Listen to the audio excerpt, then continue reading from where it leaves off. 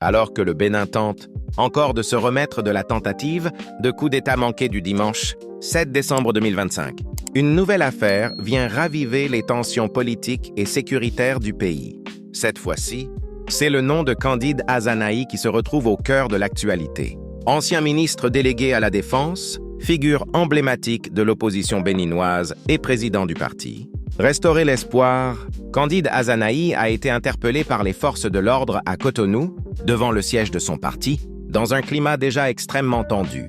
Selon plusieurs sources concordantes, cette interpellation serait intervenue dans le cadre des enquêtes ouvertes, après le coup d'État manqué, qui a visé les institutions de la République. Après son arrestation, Candide Azanahi aurait été longuement auditionné par les services de sécurité avant d'être placé en garde à vue.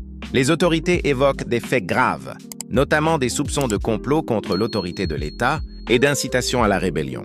Pour rappel, Candide Azanahi n'est pas un inconnu du paysage politique béninois. Ancien allié du président Patrice Talon, il avait claqué la porte du gouvernement en 2017, dénonçant ce qu'il qualifiait alors de dérive du pouvoir.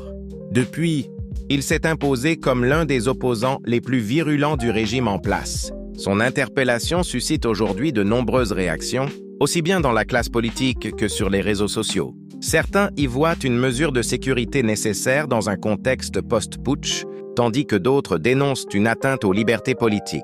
Une autre information a également circulé sur les réseaux sociaux. L'existence supposée d'une attestation particulière concernant Candide Azanahi. Cependant, à ce jour, aucun document officiel ni communiqué des autorités ne confirme l'existence d'une attestation médicale ou judiciaire spécifique le concernant. Les seules informations officiellement relayées font état de son interpellation, de sa garde à vue et des accusations liées à la sécurité de l'État. Cette affaire s'inscrit dans un contexte beaucoup plus large, marqué par la traque des présumés auteurs et soutien du coup d'État manqué, alors que les autorités béninoises affirment vouloir préserver la stabilité, la paix et l'ordre constitutionnel. L'enquête se poursuit, et de nouvelles révélations pourraient encore émerger dans les jours à venir. Affaire à suivre de très près. C'était tout ce que nous avions à partager avec vous pour cette actualité. Merci de nous avoir suivis. Histo Africa vous remercie pour votre fidélité.